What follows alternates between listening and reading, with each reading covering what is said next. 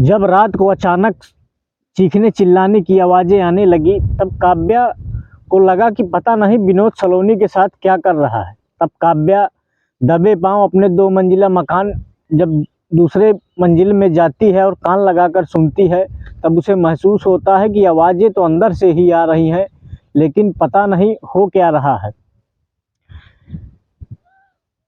काव्या बोलती नहीं है, न दरवाज़ा खटखटाती है और चुपचाप वापस आ जाती है नीचे और सुबह होने का इंतज़ार करने लगती है। जब सुबह होती है तो करीब 10 बजे उनका दरवाज़ा खुलता है और विनोद नीचे उतरता है और हल्की सी मुस्कान, ज़बरदस्ती की मुस्कान काव्या की तरफ देखकर मुस्काता है। फिर भी काव्या उसे न रोकती है, न टोकती है, न कुछ पूछती है और विनोद चला जाता है। जब विनोद चला जाता है तब काव्या ऊपर जाती है अपने मकान के ऊपर और दरवाज़ा में ताला लगा होता है। जब देखती, चिल्लाती है, तब अंदर से सलोनी की आवाज़ आती है और काव्या कहती है कि सलोनी, तुम रात में चीख क्यों रही थी? तब सलोनी कहती है कि आप काव्या जी नीचे चली जाइए, मेरा पति आ जाएगा तो बहुत गड़बड़ हो जाएगी। तब काव्या डरी सहमी नीचे आ जाती है और दिमाग में काफ़ी प्रेशर रहता है काव्या के। सोचती है कि पता नहीं क्या हो रहा है और पता नहीं चल रहा है। सलोनी भी नहीं बताती है क्या हुआ क्या है।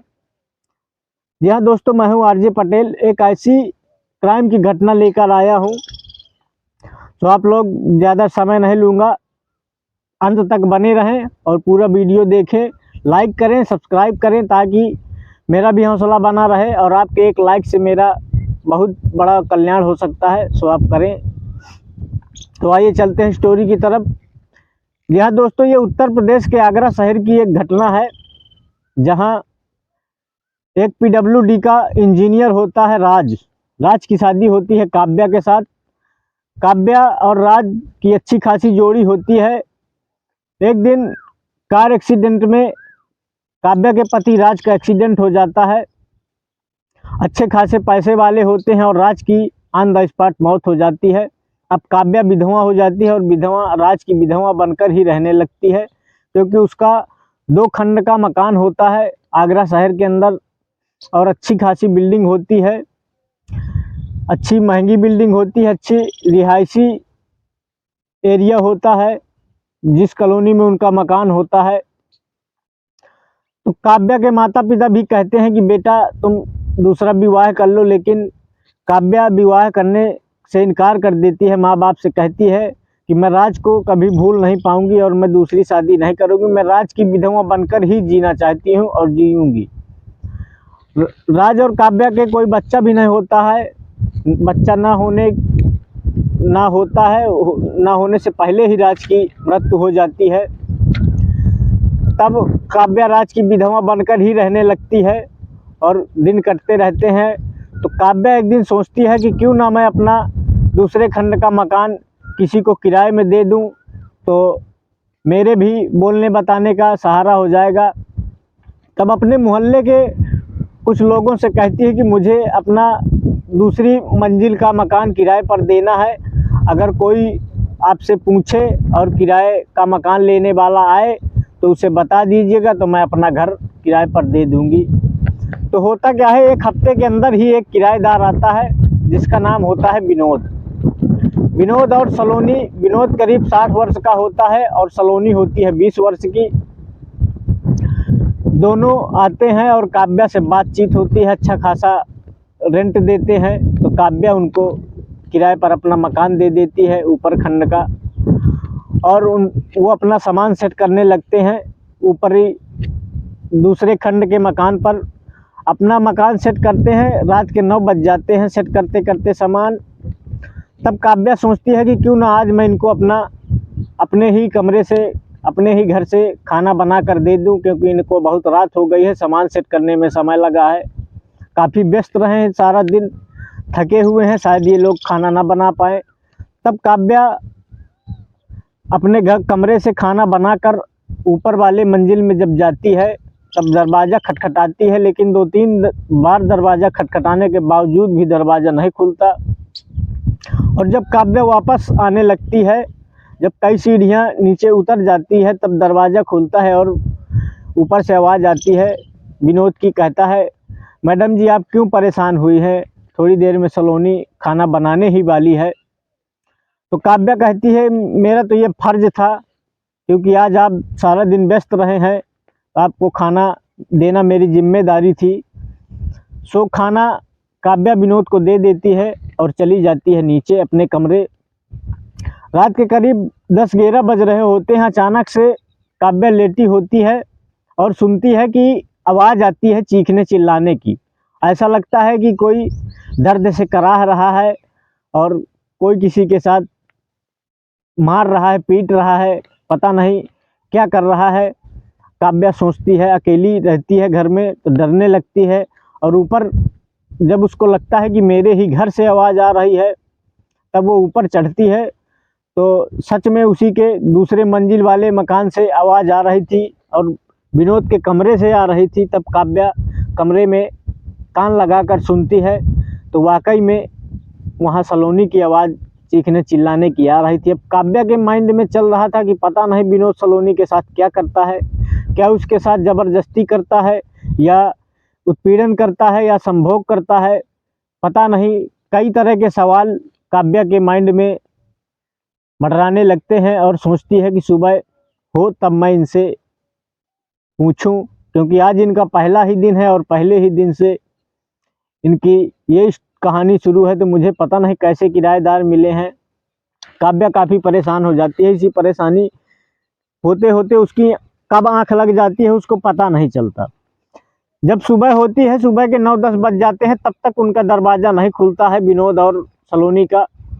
जब 11 बज जाते हैं तब दरवाज़ा खुलता है और नीचे विनोद उतरता है और मुस्कुराता हुआ काव्या की तरफ देखता है और चला जाता है अपनी बाइक से।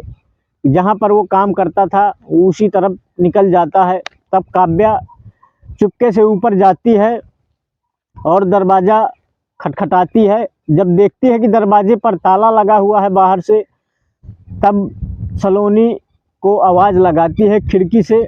सलोनी ऊपर अंदर से एक कराहनी की आवाज़ से बोलती है कि काव्या जी आप ऊपर क्यों आई हैं, अगर मेरा पति देख लेगा आपको तो बहुत मारेगा मुझे, और आप चली जाइए, ऊपर मत आइए।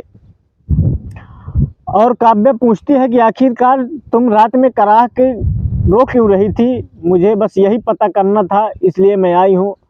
तो सलोनी कहती है अंदर से ही, दरवाज़ा नहीं खोलती है और यही कहती है कि आप चली जाइए तो भगवान का शुक्र होगा, और कहीं ना कहीं मेरे पति को पता नहीं कैसे पता चल जाता है कि तुमने काव्या से बात की है, इसलिए आप चली जाइए, मुझे क्षमा करिए, मेरे साथ जो हो रहा है वो होने दीजिए और आप चली जाइए। काव्या नीचे चली जाती है और काफ़ी संशय में पड़ जाती है।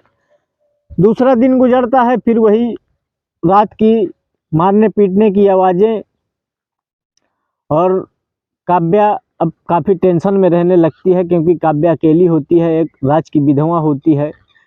विधवा पत्नी अब काफ़ी दिमाग उसका प्रेशर में बना रहता।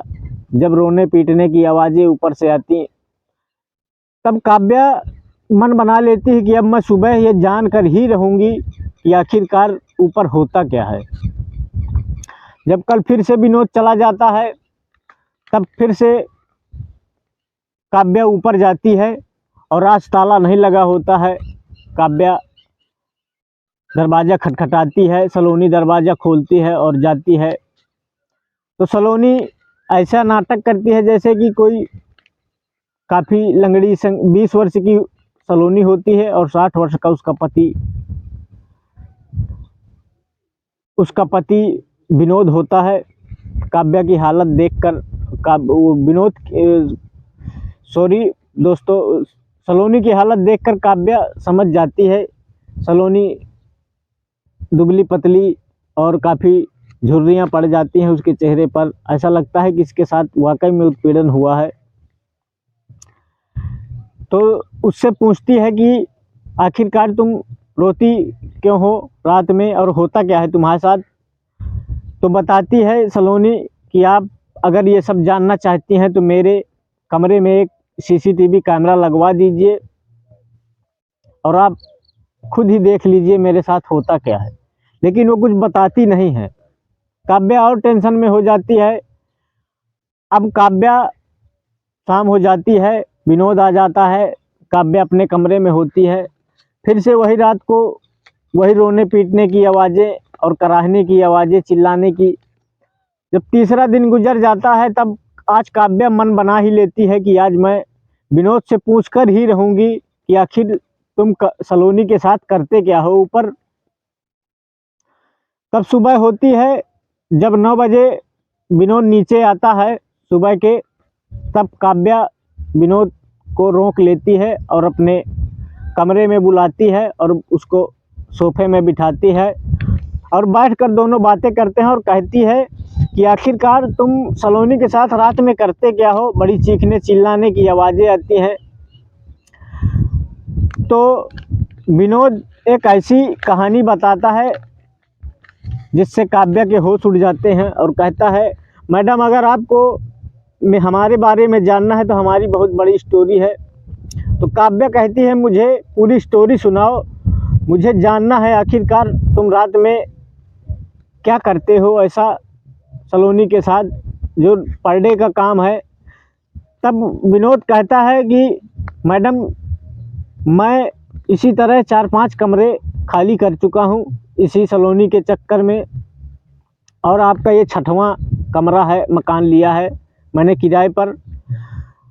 वो ऐसी स्टोरी बताता है विनोद कि सलोनी का बाप एक बहुत बड़ा बिजनेसमैन होता है, उसका अच्छा खासा बिजनेस होता है, नाम होता है, और उसने मुझसे 10 लाख रुपए ले लिए थे कर्ज के रूप में। और एक दिन उसका सलोनी के बाप का पूरा बिजनेस डूब जाता है, और जब बिजनेस डूब जाता है तब मुझे मेरे पैसों की चिंता होने लगती है और मैं सलोनी के बाप के पास जाता हूँ तो अपने पैसों के लिए उससे कहने लगता हूँ। तब सलोनी का बाप मुझसे कहता है कि यार मेरे पास तो पैसे नहीं है, मैं कर्ज में डूब चुका हूँ और मैं बर्बाद हो चुका हूँ, तुम ऐसा करो मेरी बेटी, बड़ी वाली बेटी के साथ शादी कर लो। और शादी करने का मैं सलोनी से विवाह तो नहीं करना चाहता था, लेकिन मेरी भी पत्नी कुछ अरसे पहले मर चुकी थी, क्योंकि मेरी पत्नी प्रेग्नेंट थी और बच्चा पेट में ही ख़त्म होने से मेरी पत्नी भी मर चुकी थी। तब मैंने भी सोचा कि क्यों ना मैं इस लड़की से शादी कर लूं, और मैंने अब उसके साथ शादी कर ली। और शादी करने के बाद जब भी मैं रोज़ाना सलोनी के पास जाता हूँ तब वो ऑटोमेटिक चिल्लाने लगती है, लेकिन मैं उसके साथ ना मारता हूँ ना पीटता हूँ, कुछ नहीं करता, लेकिन वो फिर भी चिल्लाने लगती है। और जब भी मैं उसके नज़दीक जाना चाहता हूँ वो दर्द से कराहने लगती है और ऐसी ऐसी आवाज़ें निकालती है, क्योंकि वो कहती है कि तुम अगर मेरे नज़दीक आए तो मैं तुम्हें बदनाम कर दूँगी और ऐसे ही शोर मचाऊँगी। तो मैं बहुत परेशान हो चुका हूँ मैडम जी। ऐसी स्टोरी सुनकर काव्या कहती है कि तुम चिंता ना करो विनोद, मैं सलोनी को समझाऊंगी और कहीं ना कहीं उसे मनाऊंगी, समझाऊंगी कि अब तो तुम पति पत्नी हो। तो बस अब काव्या वहाँ से विनोद चला जाता है और काव्या भी अब सोचने लगती है कि कब टाइम मिले और मैं सलोनी को समझाऊं। जब दूसरा दिन गुजरता है और विनोद चला जाता है ड्यूटी पर, तब काव्या के पास जाता है। तब काव्या से सलोनी के पास जाती है जब काव्या के सलोनी के पास जाती है, उससे कहती है कि आखिरकार मैटर क्या है, विनोद कुछ दूसरी तरह से बता रहा है और तुम दूसरी तरह बता रही हो। तब सलोनी कहती है कि अगर आपको जानना ही है तो आप मेरे कमरे में एक सीसीटीवी कैमरा लगवा दीजिए और वहीं से देख लीजिए मेरे साथ होता क्या है। काव्या संशय में पड़ जाती है, और जब संशय में पड़ जाती है काव्या तो सोचती है कि अब ऐसे काम नहीं चलेगा। काव्या नीचे आ जाती है और फिर वही कराहने और दर्द की भरी आवाज़ें। फिर काव्या काफ़ी परेशान हो जाती है। करीब 2 हफ्ते गुजर जाते हैं यही सब सुनते सुनते। तो काव्या एक दिन अपने कमरे काफ़ी सलोनी के साथ और काव्या से काफ़ी जो है लगाव हो जाता है। अब सलोनी के पूरे मकान में आने लगती है सलोनी काव्या के पूरे मकान में आने लगती है और पूरा कमरा देखती है। और जब कमरा देखती है, हर एक सामान उसका देखती है। सलोनी क्या कहाँ रखा है, उसके जेवरात, काफ़ी घुल मिल जाती है सलोनी। और फिर भी कराहनी की आवाज़ें अभी आज तक बंद नहीं हुई। आज तक उनका राज नहीं समझ पाई काव्या की आखिरकार ये दोनों ऊपर करते क्या हैं। अब जब सलोनी को सब कुछ पता चल जाता है काव्या के बारे में, अब उनका एक प्लान होता है काव्या, सलोनी और विनोद का। तभी एक दिन काव्या अचानक, उसकी सहेली का फ़ोन आता है, जो सहेली पुलिसकर्मी होती है काव्या की। जब काव्या अपनी दोस्त पुलिसकर्मी यानी कि नेहा से पूरी स्टोरी बताती है कि ऐसा रोज़ मतलब पूरी स्टोरी बताती थी कि चीखने चिल्लाने की पर डे आवाज़ें आती हैं और मैं पूछती हूँ तो ऐसा बताते हैं और मैं काफ़ी परेशान हूँ, क्यों नहीं तुम आज रात मेरे पास आ जाती हो। तब नेहा को याद आता है कि दो ऐसे ही सातिर चोरों की यानी कि कई जगह ऐसी घटनाओं को अंजाम दिया गया है। उसको याद आता है कि ऐसी ही दोनों मेरे थाने में रिपोर्ट दर्ज है, तो क्यों नहीं मैं जाकर देखूं कि वही तो वही हो सकते हैं। जब नेहा वहां पहुंचती है तब सारा खेल वो दोनों रच चुके होते हैं काव्या के साथ। और काव्या को जब पहुंचती है तो बेहोशी हालत में पाती है और जगाती है, तब काव्या न कुछ बोलती है न कुछ सुनती है। तब तत्काल वो दोनों को गिरफ्तार कर लेती है, सलोनी और विनोद को, और गिरफ्तार कर थाने में बंद करती है और काव्या को एक हॉस्पिटल में भर्ती कराती है। जब सुबह होती है, काव्या को होश आता है तो काव्या अस्पताल में अपने आप को देखकर छटपटाने लगती है और पूछती है कि मैं अस्पताल में कैसे आ गई। तब जब नेहा को देखती है तब उसको सुकून कुछ मिलता है और नेहा से पूछती है कि नेहा, मैं अस्पताल में कैसे आ गई। तब नेहा उनको पूरी स्टोरी बताती है कि आज काव्या तुम्हारे साथ पता नहीं क्या हो जाता, अगर तुमने मुझे एक फ़ोन ना किया होता तो आज पता नहीं तुम कहाँ होती। तो काव्या नेहा के गले लग जाती है और कहती है तुमने मुझे बचा लिया, बहुत बहुत धन्यवाद, और अगर आज तुम नहीं होती नेहा तो आज पता नहीं मेरा क्या होता। और बताती है कि ये दोनों पति पत्नी नहीं है, इनका एक गिरोह है, ऐसी आदमी के साथ घुल मिलकर, और ये रोज़ का नाटक करके पूरा घुल मिल लेते हैं और फिर अपनी घटना को अंजाम देते हैं। जी हाँ दोस्तों, मैं हूँ आरजे पटेल। अगर आपको मेरी स्टोरी पसंद आई हो तो वीडियो को लाइक करें, सब्सक्राइब करें, ताकि मेरा भी हौसला बना रहे और मैं ऐसी ही स्टोरी हर रोज़ वादे के मुताबिक लाता रहूँ। सो दोस्तों, एक लाइक तो आप ज़रूर करें ताकि मेरा भी हौसला बना रहे।